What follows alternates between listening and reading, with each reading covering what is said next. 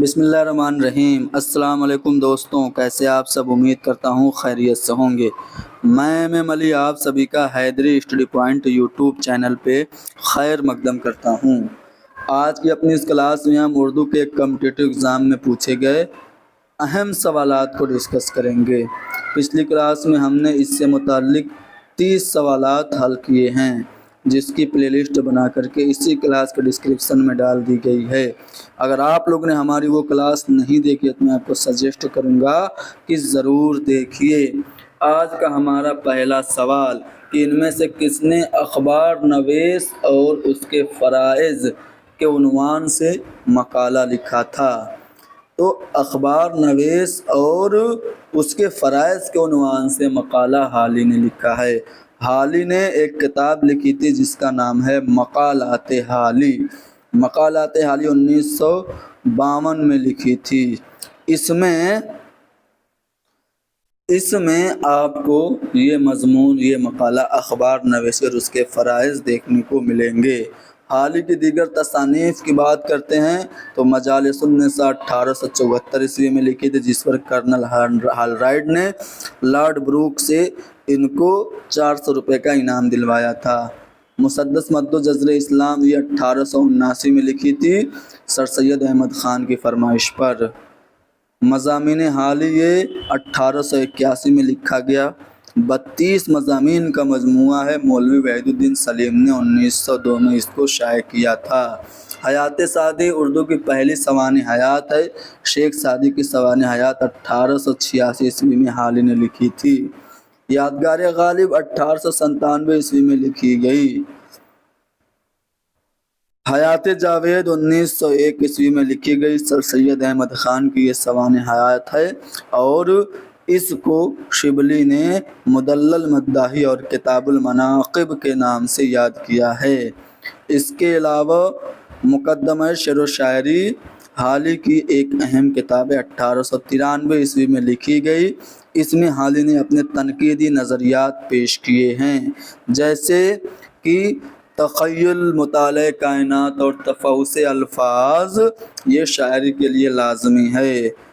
سادگی، جوش اور اصلیت کو شعر کی خوبی حالی قرار دیتے ہیں۔ حالی نے مثنوی کو سب سے زیادہ مفید اور کارآمد صنف سخن قرار دیا ہے۔ حالی نے غزل کو عشق و عاشقی کے دائرے میں قید کہا ہے۔ حالی قصیدہ کو جھوٹ اور خوشامد سے لبریز بتاتے ہیں۔ حالی غزل کو بے وقت کی راگنی کہتے ہیں۔ حالی کے مطابق مرثیے کے ذریعہ اخلاق کی بہترین تعلیم دی جا سکتی ہے۔ حالی وزن اور قافیے کو شعر کے لیے ضروری نہیں سمجھتے ہیں۔ حالی کی کتاب مقدمہ شعر و شاعری کو مولوی عبدالحق نے پہلا نمونہ اور آل احمد سرور نے اردو شاعری کا پہلا منشور قرار دیا ہے۔ ابو اللیث صدیقی مقدمہ شعر و شاعری کے بارے میں کہتے ہیں کہ مقدمہ شعر و شاعری تنقید میں اپنی مثال آپ ہے۔ عزیز احمد لکھتے ہیں کہ حالی کا مقدمہ شعر و شاعری اردو تنقید کے جدید دور کا اور ان کا کلام اردو شاعری کے نئے دور کا باقاعدہ آغاز کرتا ہے۔ عبد الرحمن بجنوری لکھتے ہیں کہ دیوان حالی کا مقدمہ فن شاعری اور اردو شاعری پر زبان اردو میں سب سے اعلیٰ پائے کی تنقید ہے۔ شوکت سبزواری لکھتے ہیں کہ حالی ہماری شاعری کے مجدد اور تنقید کے مجتہد ہیں۔ مولوی عبدالحق لکھتے ہیں کہ یہ صرف ان کے دیوان کا مقدمہ نہیں ہے بلکہ اردو فن تنقید کا پہلا مقدمہ ہے۔ بہرحال حالی کے بارے میں جو اہم باتیں تھیں میں نے آپ کو بتا دی۔ اب حالی سے متعلق کچھ نظریات ہیں، وہ بھی جان جائیے۔ آل احمد سرور کہتے ہیں کہ حالی سے پہلے ہماری شاعری دل والوں کی دنیا تھی۔ حالی نے مقدمہ شعر و شاعری کے ذریعے اسے ذہن دیا۔ آل احمد سرور کا قول ہے۔ خیالات ماخوذ، واقفیت محدود، نظر سطحی، فہم و ادراک معمولی، غور و فکر ناکافی، تمیز ادنا، دماغ وہ، شخصیت اوسط۔ یہ تھی کل حالی کی کائنات۔ یہ بات کلیم الدین احمد نے کہی۔ حالی نے پرانی تنقید سے الگ ہو کر نئی تنقید کی ابتدا کی ہے۔ شبلی نئی اور پرانی تنقید کے بیچ معلق نظر آتے ہیں۔ یہ بات کلیم الدین احمد نے کہی ہے۔ رام بابو سکسینہ نے مسدس حالی کو ایک الہامی کتاب قرار دیا ہے۔ مسدس حالی ایک تارہ ہے جو اردو شاعری کے افق پر طلوع ہوا۔ رام بابو سکسینہ کہتے ہیں، سعدی ہمارے لیے تھے، حالی ہم سب سے ہیں، یہ فراق کہتے ہیں۔ بہرحال آپ نے حالی کے بارے میں سبھی اہم جانکاری لے لی۔ اب آگے بڑھتے ہیں دوسرے سوال پہ۔ آدم کی سرگزشت، یہ مضمون ہے کس کا ہے؟ دیکھیے، آپ سے پوچھے غزل کی سرگزشت تو آپ کیا بتائیں گے؟ اختر انصاری کی یہ تصنیف ہے۔ آپ سے پوچھے گدھے کی سرگزشت، یہ کس کی ہے؟ تو یہ گدھے کی سرگزشت ناول ہے کرشن چندر کی۔ اگر پوچھے سرگزشت آدم، سرگزشت آدم یہ نظم کس کی ہے؟ تو اقبال کی ہے۔ اور آدم کی سرگزشت یہ مضمون سر سید احمد خان کا ہے۔ آپشن سی درست ہوگا۔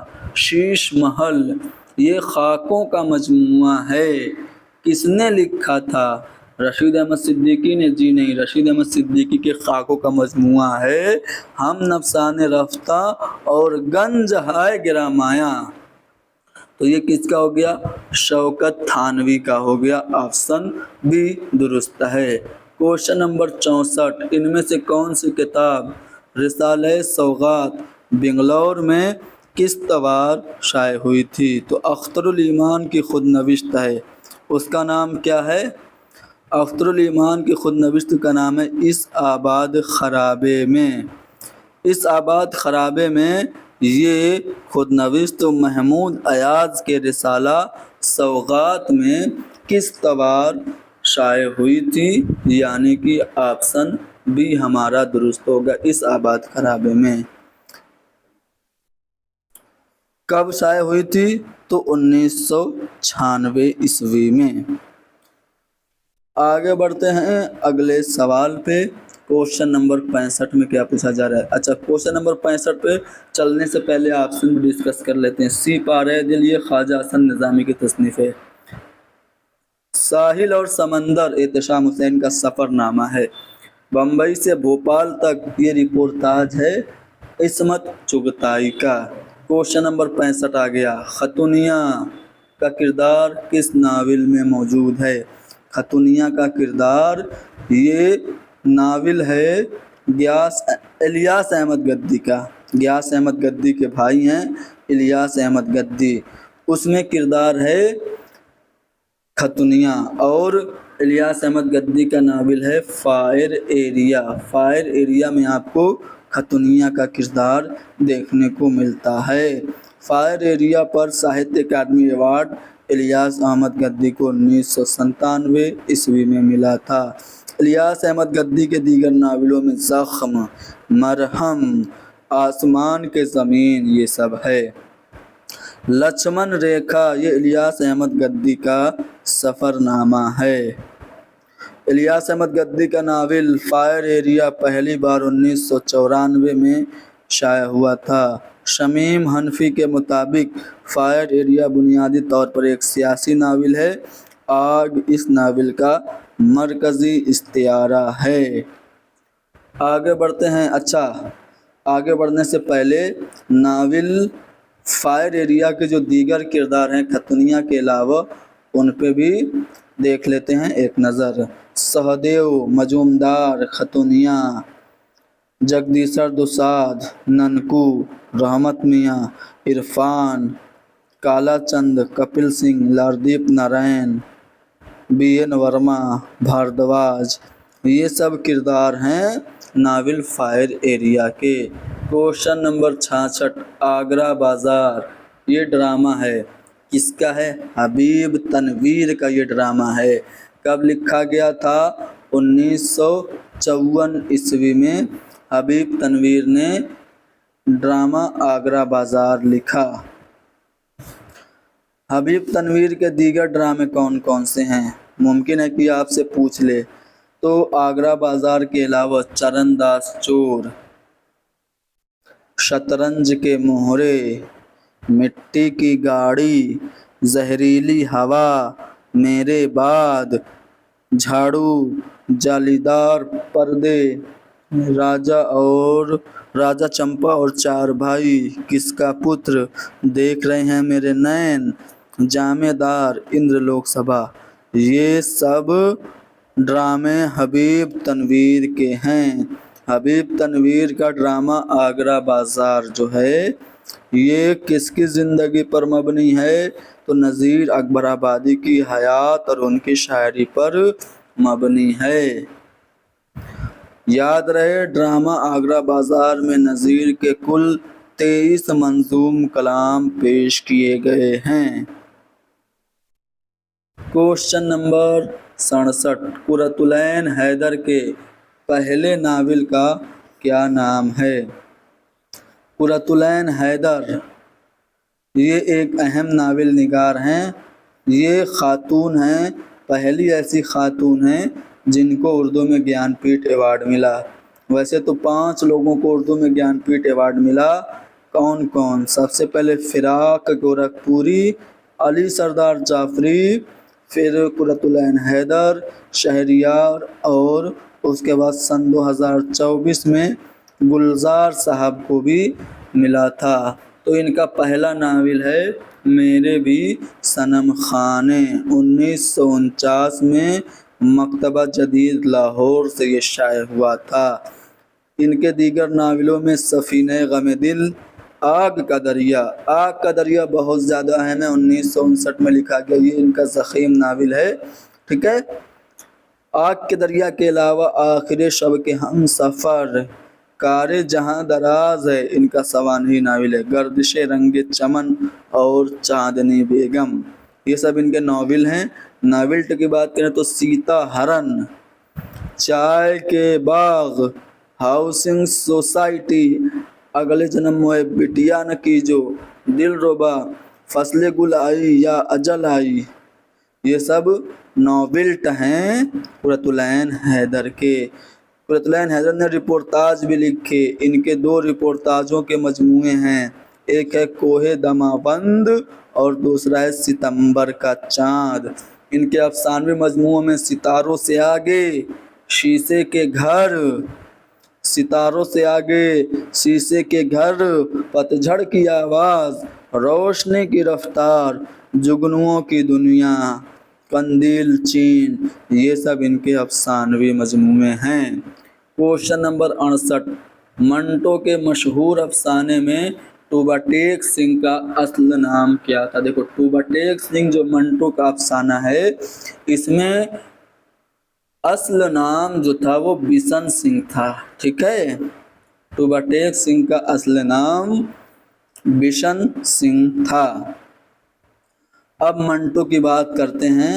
دیکھو منٹو کے کچھ اہم افسانے میں چاہتا ہوں کہ آپ کو وربلی بول کے سنا دوں۔ دیکھیے منٹو نے بہت سارے افسانے لکھے جس کا موضوع طوائف ہے اور فحش نگاری ہے، جس کی وجہ سے منٹو پر فحش نگاری کا مقدمہ بھی چلا تھا، جیسے ٹھنڈا گوشت کھول دو جیسے افسانے منٹو کے ہیں جن پر فحش نگاری کا مقدمہ چلا۔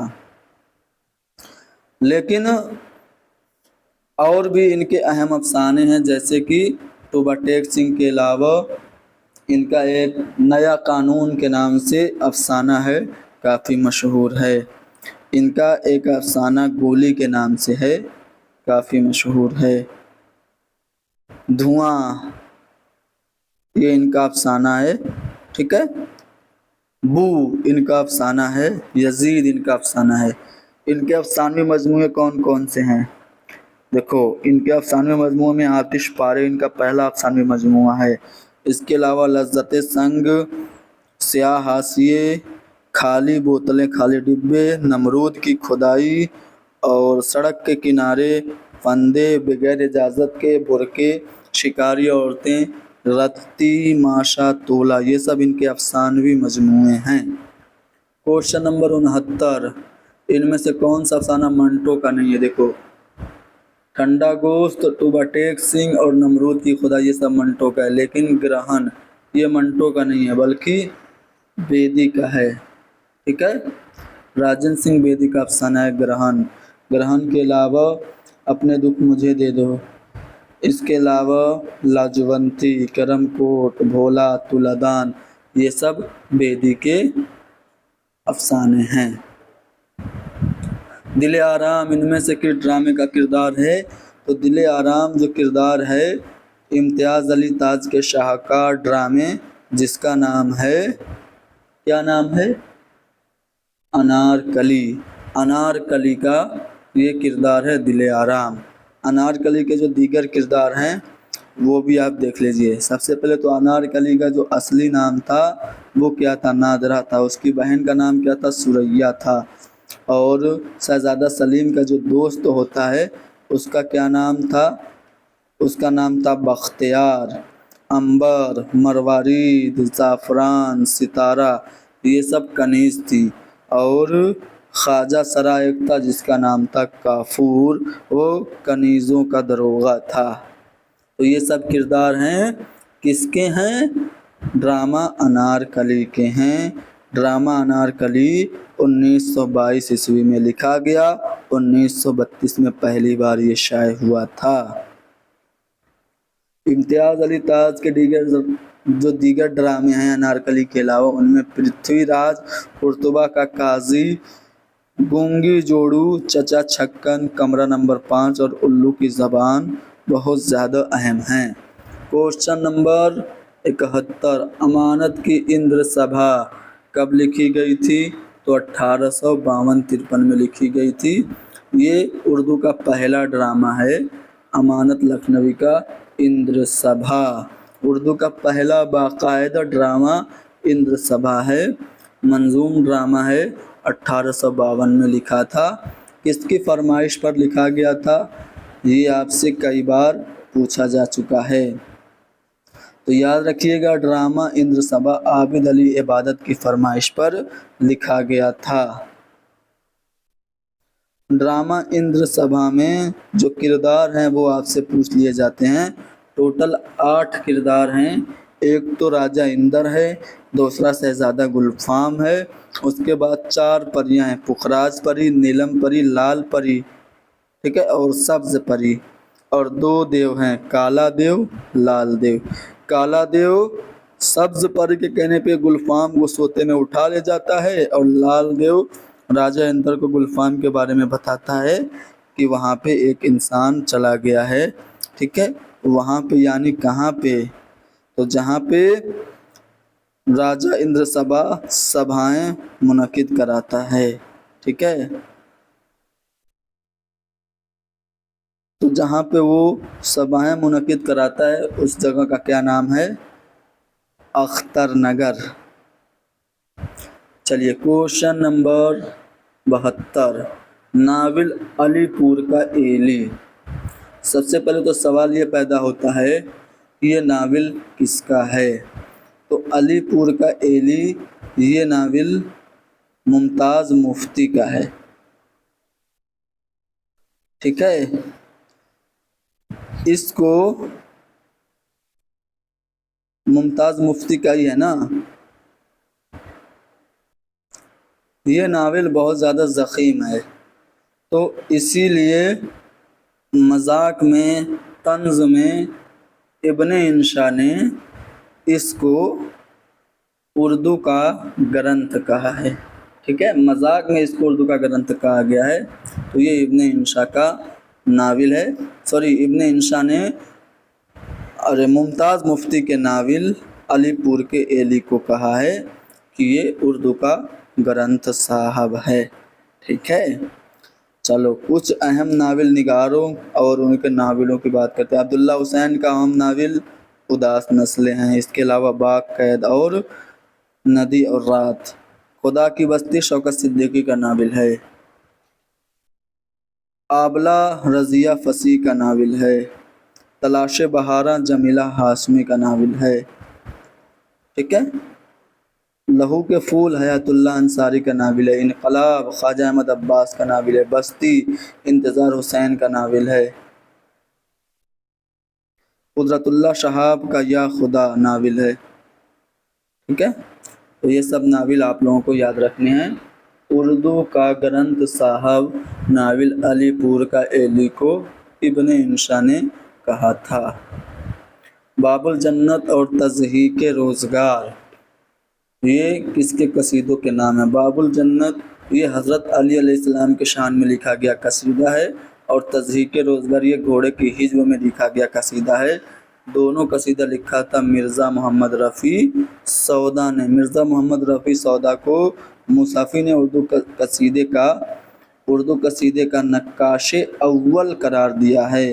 اگر سودا نہ ہوتے تو اردو قصیدے کو زیر بحث لانا فضول ہوتا، یہ امداد امام اثر نے کہا۔ قصیدہ تو ختم مرزا سودا پہ ہوا، یہ بات کس نے کہی تھی؟ مرزا علی لطف نے۔ وہ اپنے قلم کی نوک زہر میں بجھا لیتے تھے اور نظموں سے آگ کی لپٹیں نکلنے لگتی تھیں، یہ بات احتشام حسین نے کہی۔ آگے بڑھتے ہیں کوشچن نمبر 74۔ گر چہے ملک دکن میں ان دنوں قدرے سخن، یہ پہلا مصرع ہے۔ دوسرا مصرع کیا ہوگا؟ کون جائے ذوق پر دلی کی گلیاں چھوڑ کر، تو یہاں پہ پر ہوگا، یعنی آپشن سی میں یہ دیا گیا ہے، یہ ذوق نے کہا تھا۔ جب چندو لال شاداں نے ذوق دہلوی یعنی کہ ان کو کہا جاتا ہے خاقانی ہند، خاقانی ہند کا خطاب ان کو اکبر شاہ ثانی نے دیا تھا۔ یہ 1789 میں دلی میں پیدا ہوئے تھے اور 1854 میں دلی میں انتقال ہوا۔ دلی چھوڑ کے کہیں نہیں گئے۔ جب ان کو چندو لال شاداں نے بلایا تھا دکن میں تو کہا تھا گر چاہے ملک دکن میں ان دنوں قدرے سخن، کون جائے ذوق پر دلی کی گلیاں چھوڑ کر، تو یہ دلی چھوڑ کر کبھی نہیں گئے۔ اس کے علاوہ درد بھی ایک ایسے شاعر ہیں جنہوں نے دلی کبھی نہیں چھوڑی۔ مرثیے میں مضامین کو کتنے زمرے میں تقسیم کیا جاتا ہے؟ یہ سوال تھوڑا سا معمل ہے۔ اگر دیکھیے مرثیے کی قسموں کی بات کریں تو مرثیے کی دو قسمیں عام طور سے سکسی مرثیہ اور کربلائی مرثیہ، لیکن یہاں پہ آیوگ نے 5 اس کا صحیح جواب مانا ہے۔ آگے بڑھتے ہیں کوشچن نمبر 76۔ اردو کا وہ کون سا شاعر ہے جس نے قصیدے کے ذریعے اردو زبان کو ہر موضوع پر بات کرنے کی قوت عطا کی؟ سینکڑوں ترکیبیں ایجاد کر کے ہزاروں نئے الفاظ قصیدے میں داخل کر کے زبان کو وسعت دی۔ قصیدہ تو ختم مرزا سودا پہ ہی ہوا، اگر سودا نہ ہوتے تو قصیدے کو زیر بحث لانا فضول ہوتا۔ اردو قصیدہ نگاروں میں سودا سب کے سرخیل ہیں، یہ سب باتیں سودا کے بارے میں ہی کہی جا رہی ہیں، یعنی کہ سودا ہی ایسے شاعر ہیں، قصیدہ نگار ہیں جنہوں نے قصیدے کے ذریعے اردو زبان کو ہر موضوع پر بات کرنے کی قوت عطا کی۔ مرزا محمد رفیع سودا سے بڑا اردو میں قصیدہ نگار نہیں ہے۔ یہاں تک محمد حسین آزاد نے ان کے بارے میں لکھ دیا کہ سودا قصیدہ کے میدان میں فارسی کے نامور شہسواروں کے ساتھ عنان در عنان ہی نہیں گئے بلکہ اکثر میدانوں میں آگے نکل گئے، ٹھیک ہے؟ تو یہ ہے سودا۔ Question number 77۔ مثنوی سحر البیان، میر حسن کی مثنوی ہے، 1784 میں انہوں نے لکھی تھی۔ ان کی شاہکار مثنوی، اردو کی سب سے مقبول مثنوی۔ اس کی ابتدا کیسے ہوتی ہے؟ حمد کے اشعار سے، کروں پہلے توحید یزداں رقم، جھکے جس کے سجدے کو اول قلم، اس طرح سے شروع ہو رہی ہے۔ یہ حمد کے اشعار مثنوی سحر البیان میں دیکھنے کو ملتے ہیں۔ شبنمستان سرور، یہ رجب علی بیگ سرور کی کتاب ہے۔ کس کی فرمائش پر الف لیلہ کو مختصر کر کے پیش کیا گیا تھا؟ تو شیو نارائن، منشی شیو نارائن کی فرمائش پر شبنمستان سرور میں الف لیلہ کو مختصر طور سے پیش کیا گیا تھا۔ Question number 79۔ کس شاعر نے میر کی مثنوی جس کا نام ہے شعلہ عشق، شعلہ عشق یہ میر کی مثنوی ہے، زہر عشق بھی میر کی مثنوی ہے، شعلہ عشق کو اردو نثر میں کس نے منتقل کیا تھا؟ سودا نے۔ آپشن ڈی درست ہوگا۔ آج کا آخری سوال، اس سوال کا جواب آپ لوگ دیں گے۔ میں اس سوال سے متعلق جو ضروری ایکسپلینیشنس ہیں وہ میں کر دیتا ہوں۔ پہلے سوال پڑھ لیتے ہیں۔ کس ادیب نے میر امن کی نثر کو زندہ نثر سے تعبیر دی ہے؟ سب سے پہلے تو سمجھیے، میر امن یہ فورٹ ولیم کالج سے وابستہ تھے۔ یہ اردو کے ایسے شاعر ہیں جنہوں نے فورٹ ولیم کالج میں سب سے مقبول داستان لکھی، جس کا نام ہے، کیا نام ہے؟ باغ و بہار۔ یہ مرزا عطا حسین تحسین کی نو طرز مرصع سے لے کے ماخذ کے طور سے لکھی تھی، اور اصل ماخذ فارسی قصہ چہار درویش ہے۔ میر امن نے اس کے علاوہ گنج خوبی کے نام سے بھی ایک مثنوی لکھی تھی۔ آپ کو بتانا یہ ہے کہ میر امن کی نثر کو زندہ نثر کس نے قرار دیا؟ میں آپ کو کچھ باتیں میر امن کی جو داستان ہے باغ و بہار اس کے بارے میں بتا دیتا ہوں۔ باغ و بہار ایک ایسی تصنیف ہے جو مصنف کی زندگی میں ہی انگریزی میں یہ ترجمہ ہو گئی تھی۔ یہ فرانسیسی، پرتگالی اور لاطینی زبان میں بھی اس کا ترجمہ ہوا ہے۔ باغ و بہار اردو نثر کی پہلی زندہ کتاب قرار پائی، یہ سید عبداللہ نے کہا تھا، لیکن میر امن کی نثر کو زندہ نثر کس نے قرار دیا ہے؟ عبادت بریلوی نے۔ آپشن بھی درست ہوگا۔ باغ و بہار میں سادگی اور پرکاری بیک وقت جمع ہیں، کلیم الدین احمد نے کہا تھا۔ میر امن کے باغ و بہار ان تصانیف میں سے ہیں جو ایک بار پیدا ہو کر پھر نہیں مرتی۔ یہ بات کہی تھی کس نے؟ احتشام حسین نے۔ میر امن کو اردو نثر میں وہی مرتبہ حاصل ہے جو میر تقی میر کو اردو شاعری میں حاصل ہے، یہ سر سید احمد خان نے بات کہی تھی۔ میر امن نے ناول کے لیے موضوع زبان کی بنیاد ڈالی، احسن فاروقی کا قول ہے۔ میر امن کے یہاں مکالمہ اور بیان کی زبان ایک ہی ہے، احسن فاروقی کا قول ہے۔ میر اگر اہل زبان تھے تو میر امن خالق زبان، یہ گیان چند جین نے کہی، جبکہ میر امن کی نثر کو زندہ نثر عبادت بریلوی نے قرار دیا۔ تو آج کے لیے اتنا ہی بس، مزید سوالات اگلی کلاس میں حل کیے جائیں گے۔ آپ ہماری اس کلاس کو لائک کیجئے، شیئر کیجئے، حیدری اسٹڈی پوائنٹ کو سبسکرائب کیجئے۔